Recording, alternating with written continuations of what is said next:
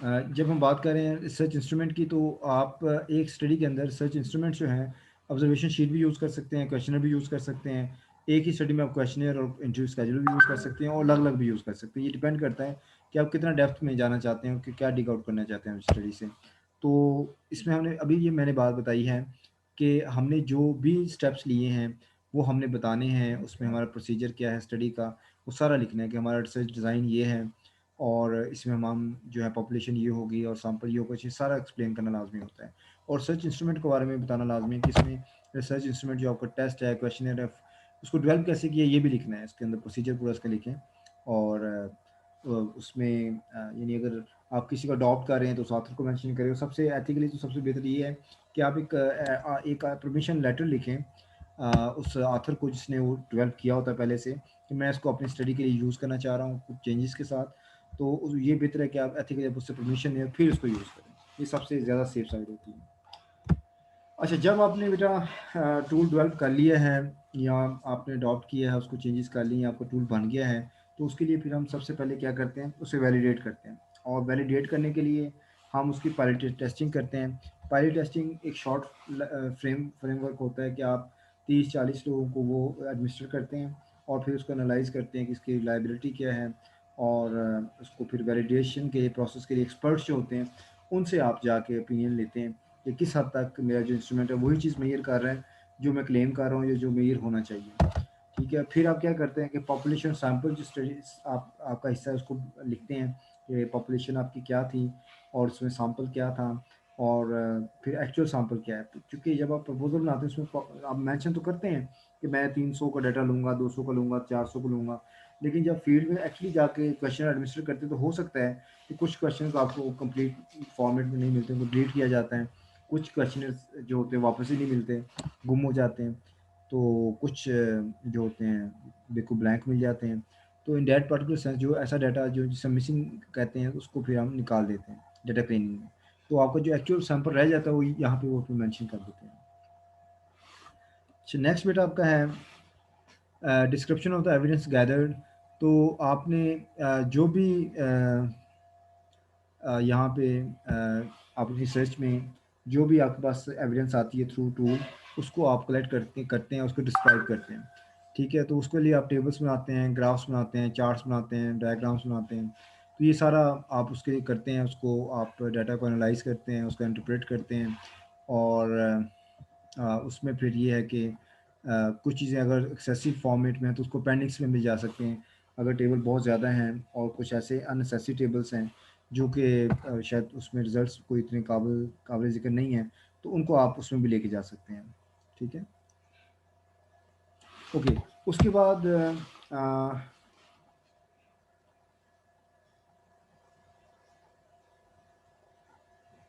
आप उसकी summary point करते हैं। जब आप 5वें मिनट में जाते हैं तो जो आपने डाटा एनालिसिस जो आपने किया होता है, मेथडोलॉजी मेंशन की होती है, कुछ इंट्रोडक्शन से जो कुछ बातें लेते हैं, कुछ मेथडोलॉजी मेंशन करते हैं, कुछ फाइंडिंग्स जो बहुत इंपॉर्टेंट है वो समरी में लिखते हैं और साथ में इसमें मिला के आप समरी बना लेते हैं।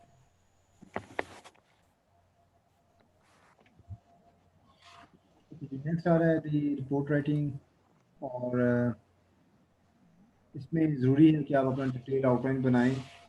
ख़ास तौर पे जब आप लिटरेचर रिव्यू कर रहे होते हैं तो उसमें हम अपनी डिटेल आउटलाइन बनाने की कोशिश करते हैं ताकि इसी इन्हीं पॉइंट्स पे हम ना काम कर सकें। और इसी तरह जो यूनिट्स हैं, यूनिट 1 है, 2 है, 3 है, उसमें भी हम कोशिश करते हैं कि अपने जो नंबर ऑफ एलिमेंट्स हैं, यूनिट के जो पार्ट्स हैं, सब पार्ट्स हैं, उनको भी हम एनालिस्ट कर लें और उसको फिर अपनी रिसर्च के मुताबिक फिल कर सकें जो भी किस सेक्शन और सब सब्जेक्ट्स हैं। ठीक है, और नेक्स्ट आपका बेटा आ रहा है अडॉप्ट अ सिंपल स्टाइल। तो ये मोस्टली तो वही होता है जो हमें यूनिवर्सिटी प्रोवाइड करती है, उसी के मुताबिक हम अपनी स्टडी रिपोर्ट राइटिंग करती हैं। लेकिन ये है कि जो आप लिखे होते हैं वो सिंपल टू अंडरस्टैंड होना चाहिए, सिंपल होना चाहिए। और बहुत कॉम्प्लिकेटेड स्टेटमेंट से अवॉइड करें, बहुत बड़ी बड़ी स्टेटमेंट से अवॉइड करें। ठीक है, और जो ग्रामेटिकल मिस्टेक्स होती हैं उसको भी आप देखिए कि ग्रामेटिकल मिस्टेक्स ना हो, सेंटेंस में वर्ड स्पेलिंग मिस्टेक्स ना हो। ठीक है, तो ये सारी चीज़ें हमने इसको इसके इसके ज़रूरी है कि जो आप लिख रहे होते हैं उसको री रीड करें। यानी ये नहीं कि दफ़ा लिख लिया उसके बाद जान छूट गई, नहीं, उसको आप खुद भी रीड आउट करें और दूसरों से भी रीड। अस्सलाम वालेकुम। वालेकुम सलाम जी बेटा। सर वहाँ पे ग्रुप में कोई भी आपकी आवाज़ नहीं सुन पा रहा। अच्छा जी जी, इसी वजह से मैंने यहाँ पे जूम ज्वाइन किया आपको इन्फॉर्म करने के लिए। अच्छा अच्छा, वहाँ आवाज़ नहीं आ रही। नहीं, वहाँ आवाज़ नहीं आ रही सर। चलिए मैं कोशिश करता हूँ उसको दोबारा से ज्वाइन करूँ। ठीक है, thank you so much for okay informing. सही, वेलकम सर। ओके, तो बेटा सबसे पहले मैंने ये बताया था कि हमने जो कंपोनेंट्स हैं सर्च रिपोर्ट राइटिंग के, उसके लिए अगर हमें पता चलाना है कि एक्चुअली वो कौन से कंपोनेंट हैं, तो उसके दो तरीके हैं। एक तो तरीका ये है कि जो आपकी यूनिवर्सिटी है उन्होंने लाजमी आपको रिपोर्ट राइटिंग को फॉर्मेट देंगे। तो अगर यूनिवर्सिटी को रिपोर्ट राइटिंग का फॉर्मेट देते हैं तो आपने सिर्फ उसी फॉर्मेट को ही अडॉप्ट करना है। दूसरा, रिपोर्ट राइटिंग को फॉर्मेट को समझने के लिए मैंने 3 थीसिस जो है ना HEC के PhDs के, वो मैंने आपको शेयर किए हैं व्हाट्सएप में। ठीक है, एक मैं अभी डिस्कस करने जा रहा हूँ। और इसमें से कुछ कंपोनेंट्स ऐसे हैं जो 100% कभी भी चेंज नहीं होंगे। ठीक है, जैसे कल मैंने एग्जांपल दी थी कि घर बनाएंगे तो घर चाहे वो एक जितना मर्जी बड़ा हो जाए, लेकिन कुछ कंपोनेंट्स ऐसे होते हैं कि उस घर को बनाने में उन कंपोनेंट्स को हम किसी तरीके पे नहीं छोड़ सकते। वो कंपोनेंट्स होंगे तो घर होगा, अदरवाइज घर नहीं कराएगा। ठीक है। ओके, तो सबसे पहले बात मैंने की थी फर्स्ट यूनिट की, उसमें मैंने बात की थी इंट्रोडक्शन की। और इंट्रोडक्शन में हम बेटा थोड़ा सा रैशनल देते हैं, थोड़ा सा लिंक करते हैं अपनी स्टडी को प्रीवियस स्टडीज़ के साथ। और वहाँ से हम बात जनरेट करते हैं कि किस तरह से बाकी लोगों ने इसको स्टडी किया हुआ है और हम उसमें क्या ऐड करने जा रहे हैं, थोड़ा सा रैशनल देते हैं। और आगे समटाइम ये होता है कि सेकंड इंट्रोडक्शन के बाद रैशनल ऑफ स्टडी होता है, ये कंसेप्चुअल या थ्योरेटिकल फ्रेमवर्क होता है। उसमें भी हम यही बताते हैं कि एक्चुअली हमारी स्टडी टॉपिक है क्या, और ये किस थ्योरी से लिंक करता है, और इससे रिलेटेड कौन कौन सी स्टडीज जो है ना वो हो चुकी हैं और हम इसमें क्या करने जा रहे हैं। और उसके बाद बेटा स्टेटमेंट ऑफ प्रॉब्लम होता है। स्टेटमेंट ऑफ प्रॉब्लम में हम बयान करते हैं कि भी हमारा जो सर्च टॉपिक है उसमें हम क्या इन्वेस्टिगेट करने जा रहे हैं, कि the study is aim to find out और इन्वेस्टिगेट और डिटरमाइन, जैसे मैंने कहा था। और आगे जो आपको टॉपिक वो आ जाता है एक सिंपल स्टेटमेंट, या इसके साथ छोटा सा एक पैसेज बना लें जो थोड़ा सा उसी पॉलिसी के आपकी सॉरी स्टडी के बारे में हो। और एंड पे आप उसको स्टेटमेंट को आप स्टेट कर देते हैं। इसको मैं आपको वजाहत देता हूँ यहाँ पे जो एग्जांपल है। और इसके अलावा मैंने बताया था कि इसके नीचे जो है ना आप जो अजम्पशंस हैं समटाइम वो लिखते हैं, मोस्टली अजम्पशंस नहीं होते, हम सिर्फ हाइपोथेसिस ही लिखते हैं और या रिसर्च क्वेश्चन ऐड करते हैं या दोनों ऐड करते हैं। तो हाइपोथेसिस टेंटेटिव स्टेटमेंट होती है जो ट्रू हो सकती है फॉल्स, उसको हम टेस्ट करते हैं बेसिकली डाटा एनालिसिस के थ्रू। और रिसर्च क्वेश्चन में भी हम डाटा एनालिसिस में फाइंड करते हैं कि हमारा जो रिसर्च क्वेश्चन था वो उसमें उसको क्या किस हद तक एड्रेस किया गया है। और मोस्टली जो आपके बेटा हाइपोथेसिस और रिसर्च क्वेश्चन होते हैं उसका ताल्लुक सच सच ऑब्जेक्टिव से होता है, जो स्टेटमेंट ऑफ स्टडी के फौरन बाद लिखे जाते हैं। और ये ऑब्जेक्टिव्स आपके उन कंसेप्ट्स के बारे में होते हैं जो कि आप मैयर कर रहे होते हैं। और उनके दरमियान जो भी आप करने जा रहे हैं, कंपेयर करने जा रहे हैं, या आप जो है कंपैरेटिव स्टडी में हम कंपेयर करते हैं, या कोरिलेशन में हम उसको कोरिलेट करते हैं, या सर्वे में जैसे उनको स्टडी करते हैं, उसके रिलेटेड आपके वो कुछ ऑब्जेक्टिव्स बन जाते हैं। उसके बाद ब्रीफ में थोड़ा सिग्निफिकेंस आती है कि ये क्यों सिग्निफिकेंट है रिसर्चर्स के लिए, प्रैक्टिशनर्स के लिए, पॉलिसी मेकर्स के लिए आपकी स्टडी किस तरह इंपॉर्टेंट हो सकती है, तो वो आप थोड़ा सा बयान करते हैं। और उसके बाद आप डिलिमिटेशंस बताते हैं कि ये स्टडी डिलिमिट की जा रही है अकॉर्डिंग टू डेमोग्राफिक्स। उसको आप देखते हैं कि ये किन किन तहसील से डाटा ले रहे हैं, किन किन डिस्ट्रिक्ट से ले रहे हैं, किन किन प्रोविंसी से ले रहे हैं, और किन किन लोगों से ले रहे हैं, किस किन सेशन से ले रहे हैं। तो इस तरह से इसको हम आगे लेके चलते हैं। और नेक्स्ट जो है इसमें आपके सॉर्ट ऑफ वो आ जाता है डिलिमिटेशन के बाद आप मेथडोलॉजी ब्रीफली बयान कर देते हैं कि मेरा जो टॉप रिसर्च डिज़ाइन था वो ये था, और मेरा ये पॉपुलेशन थी, और मेरी ये रिसर्च टेक्निक थी, और ये मेरा सैम्पल था। ये सिंपल ये लिखना होता है, इसके अलावा कुछ नहीं। और इसके बाद आप अपनी जो पेशेंट डेफिनेशन ऑफ कंसेप्ट्स हैं वो वहाँ पे आप बयान कर देते हैं। ठीक है।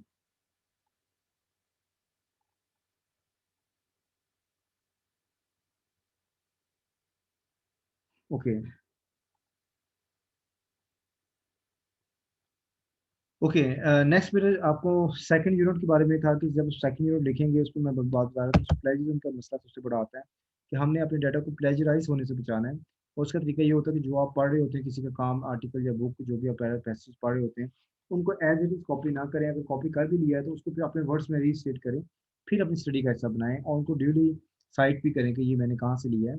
और उसको साइट करने के भी कई तरीके हैं। अब इसमें मैंने आपको रेफर किया कि आप APA फॉर्मेट पे या साइटेशन पे थोड़ा सा लेक्चर जो है ना वो गूगल सर्च कर लें तो आपको काफ़ी आसानी हो जाएगी। बाकी थर्ड यूनिट है, उसमें भी कुछ कंपोनेंट्स हैं जो मेथोडोलॉजी के रिलेटेड हैं। वो मैंने पहले भी बताया, मुझे नहीं पता आपने सुना है कि नहीं, कुछ रिकॉर्डिंग आपको प्रोवाइड करूँगा, उसमें देख लीजिएगा। फोर्थ यूनिट में बेटा आपको डाटा एनालिसिस है, इस पर हम बात कर रहे हैं कि आपको जो टेबल्स हैं, चार्ट्स हैं, ग्राफ्स हैं, फिगर्स हैं, जो भी आप ड्रॉ करते हैं उसमें उसको प्रॉपर्ली इंटरप्रेट करें, और उसको जो भी आपकी उसके रिलेटेड फाइंडिंग्स हैं फिर 5वें यूनिट में लेके जाते हैं, और जो आपके ऑब्जेक्टिव्स हैं उसके अकॉर्डिंगली आप फिर कंक्लूड करते हैं अपनी स्टडी को, और उस पर आप लिखते हैं, सॉर्ट ऑफ डिस्कशन करते हैं कि प्रीवियस स्टडीज कैसे सपोर्ट कर रही हैं आपके कंक्लूजन्स को, या उसके अगेंस्ट हैं या फेवर में, वाट एवर। और लास्टली आप रिकमेंडेशंस देते हैं कि जो मैंने स्टडी की है उसमें जिस प्रॉब्लम को मैंने स्टडी किया है उसकी क्या वजूहत थी, उसको कैसे हम ओवरकम कर सकते हैं, उसके क्या क्या सोल्यूशन हो सकते हैं, कौन कौन से वेज हो सकते हैं जिससे इस प्रॉब्लम को सॉल्व किया जा सकता है। तो इस तरह से ये काम मेरा चल रहा होता है। अच्छा, इसमें अभी हम बात कर रहे हैं गाइडलाइन फॉर इसमें for writing a research report. तो इसमें मैं बात कर रहा हूँ कि जो आपने लिखना है, the opening paragraph of chapter और a section is of special significance. तो जब भी आप कोई चैप्टर लिखते हैं उसके शुरू में एक ओपनिंग पैसेज लिखें। जैसे इंट्रोडक्शन है तो उसका हम एक ब्रीफ बल्कि मेन इंट्रोडक्शन देते हैं। लिटरेचर व्यू का भी एक ओपनिंग पैसेज लिखें। आपका जो थर्ड यूनिट है मेथोडोलॉजी का, उसका भी ओपनिंग पैसेज लिखें। फोर्थ यूनिट डाटा एनालिसिस का, उसको भी ओपनिंग पैसेज लिखना चाहिए कि इसमें हम क्या करने जा रहे हैं, ताकि रीडर की टेंशन जो है ना उसको अट्रैक्ट किया जाए, वो आपके काम को पढ़ना शुरू करे इस मकसद से। ऐसे 5वें यूनिट का इंट्रोडक्टरी पैसेज चल रही थी। और आपकी जो राइटिंग है should be clear and strong sentence होने चाहिए आपके। ओवरलोडिंग ऑफ सेंटेंसेस जो हैं उससे बचें, और बहुत लंबे लंबे बहुत लेंथी स्टेटमेंट्स नहीं होनी चाहिए, और इसमें वोकेबलरी को इतनी मुश्किल ना हो जो कि आम जो यूज़र रीडर है उसको समझ में ना आए। ठीक है।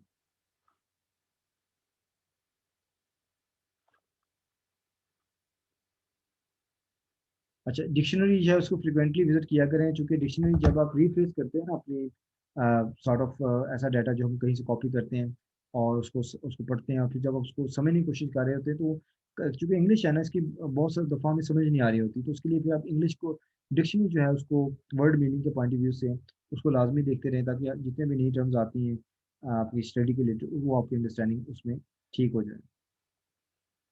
अच्छा, नेक्स्ट बेटा आपका है follow up the accepted practices. तो ये बड़ा ज़रूरी है कि आप, जैसे मैंने कहा था कि आप हर वो काम करें जिसमें जो इसी के बारे में हम आप गाइडलाइन कर दे रहे हैं। The researcher report is to be ready mostly for the professionals, उन्होंने रीड करनी होती है। It is advisable that the practice adopted by the academic community are followed. Some of these are: the researcher should not refer to himself or him in first person। तो ये ना कहे कि I am, ये नहीं लिखते हम, ठीक है।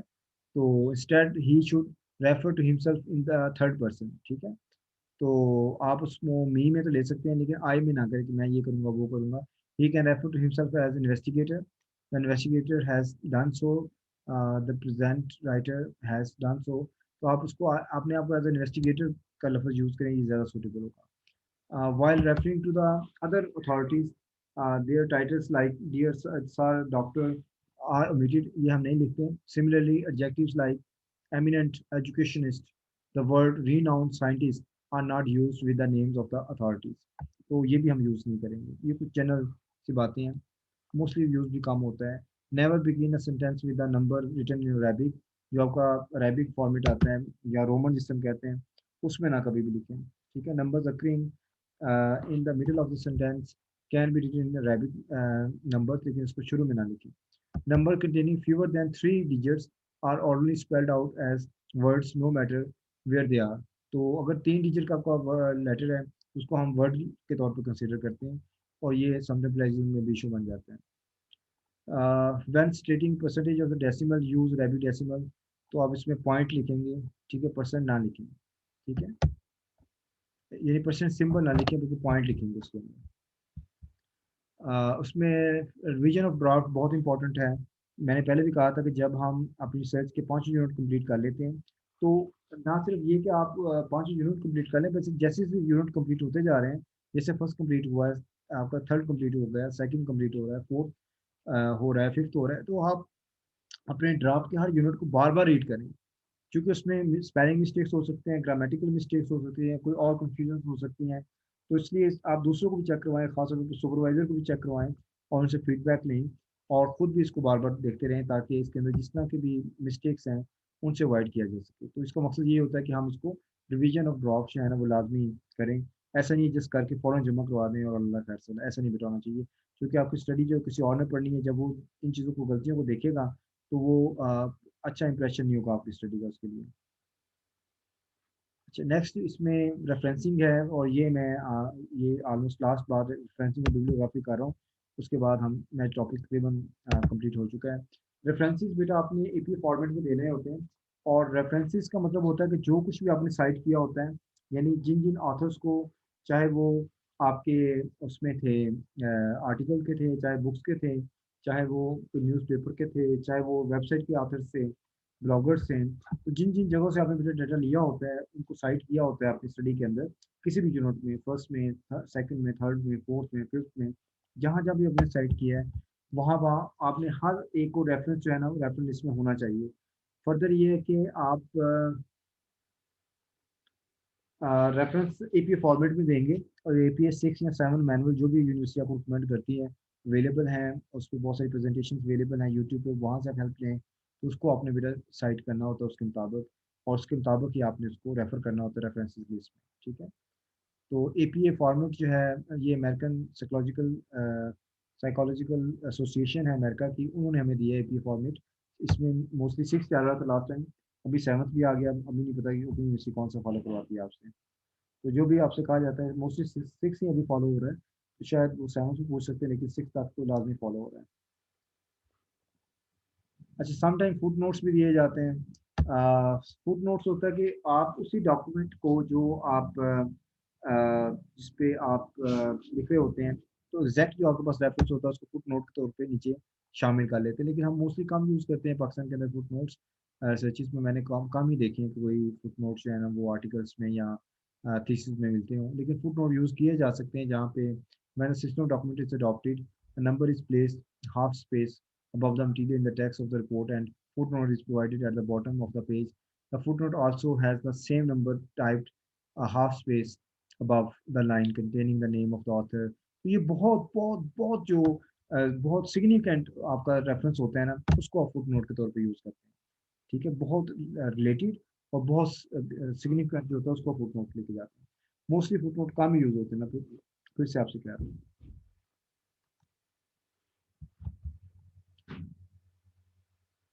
ओके, इसको अब आगे लेके चलते हैं।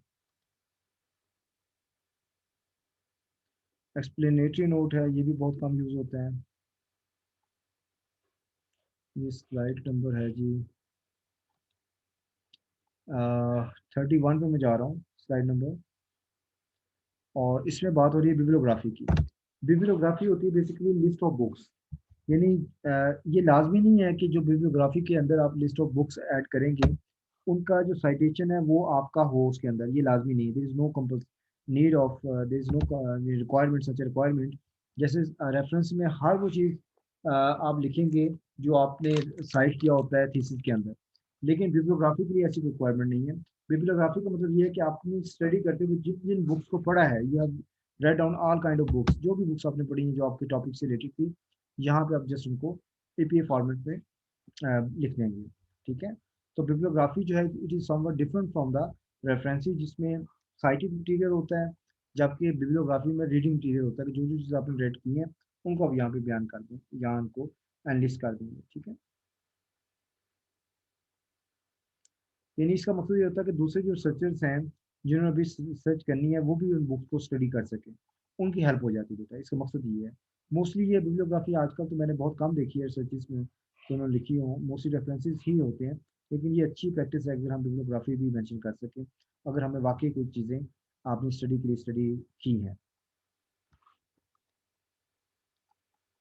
अच्छा, उसके बाद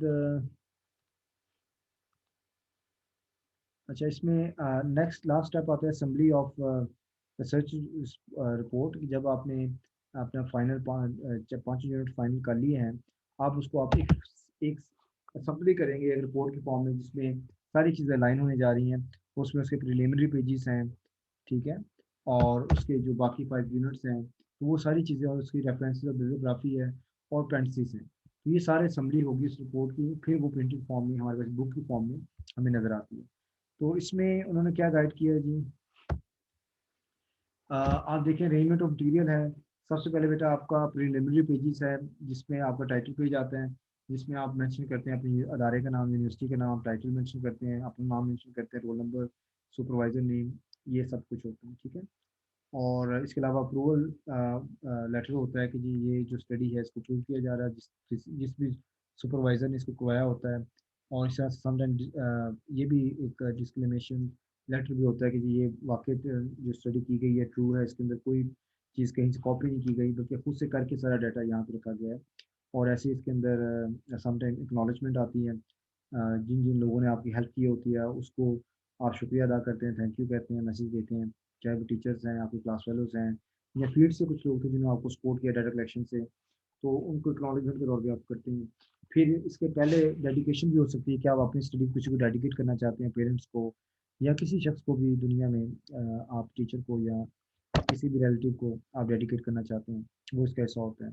और इसमें लास्टली एब्स्ट्रैक्ट होता है, वो भी इसका हिस्सा है कि एब्स्ट्रैक्ट जो होता है बेसिकली पूरी स्टडी का निचोड़ होता है। उसमें आपने थोड़ा सा इंट्रोडक्शन देना होता है 2-3 लाइन का, उसके बाद आपने मेथोडोलॉजी मेंशन करनी होती है, या अपना जो भी स्टेटमेंट ऑफ प्रॉब्लम वो मेंशन करना होता है, फिर मेथोडोलॉजी ब्रीफली मेंशन कर दें, और साथ में उसके बाद फाइंडिंग्स दे दें एक दो, और कंक्लूजन एक दो दे दें, और रिकमेंडेशन दे दें। इस तरह से आपकी वो एक सेटिंग हो जाती है एब्स्ट्रैक्ट की। और इसके जो वर्ड्स हैं कम से कम 150 बाज़ दफ़ा होते हैं आर्टिकल्स के लिए, लेकिन थीसिस में ज़्यादा भी हो सकते हैं, डिपेंडिंग अपॉन कि आपको लेंथ ऑफ वर्क कितना है। तो ये एक तरह का अब्स्ट्रैक्ट जो होता है वो वहाँ यानी इसी चीज़ को पूरी स्टडी को रिफ्लेक्ट कर रहा होता है। तो इसलिए अब्स्ट्रैक्ट जो होता है वो लोग अब्स्ट्रैक्ट पढ़ के थीसिस पढ़ते हैं कि वाकई मुझे ये पढ़ना चाहिए, मेरे रिलेटेड है कि नहीं है। तो ये ज़रा ध्यान में रख लीजिएगा।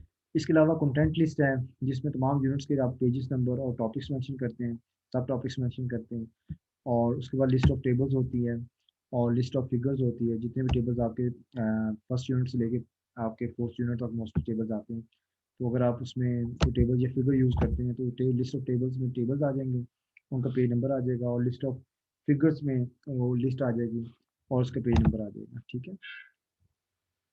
तो ऐसे ये बेटा हो जाता है। फिर आपके आगे फर्दर वो 5 यूनिट हैं, chapter 1, chapter 2, chapter 3, chapter 5, 4 and 5, और आखिर में आपके रेफरेंसेस आ जाते हैं। रेफरेंसेस के बाद फिर बिब्लियोग्राफीज आ जाती हैं।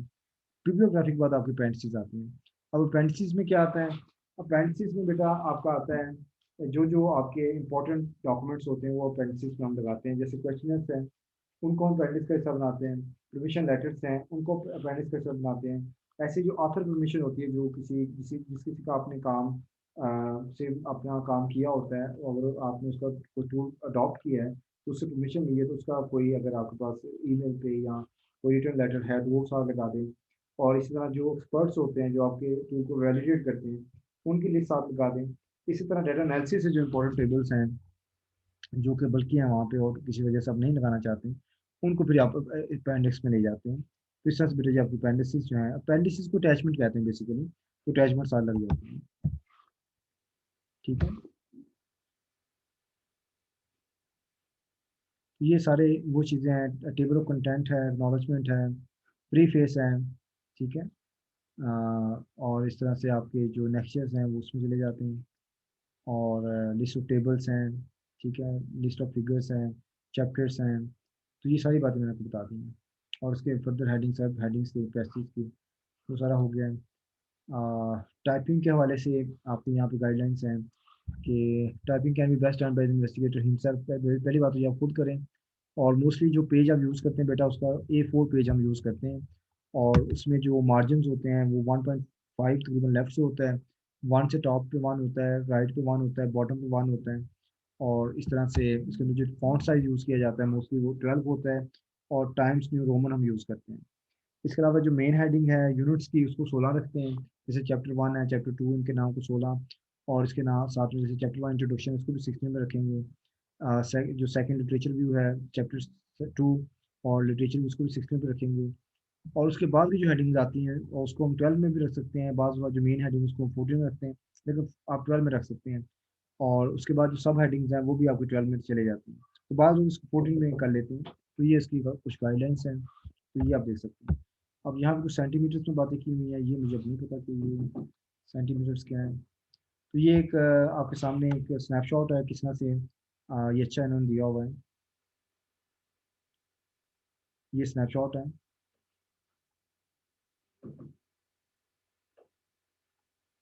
ये देखें, तो आपको टाइटल पेज कैसा होगा ये शो किया है, आपको कंटेंट लिस्ट कैसी होगी, चैप्टर्स कैसे होंगे, तो ये थोड़ा मेंशन किया है।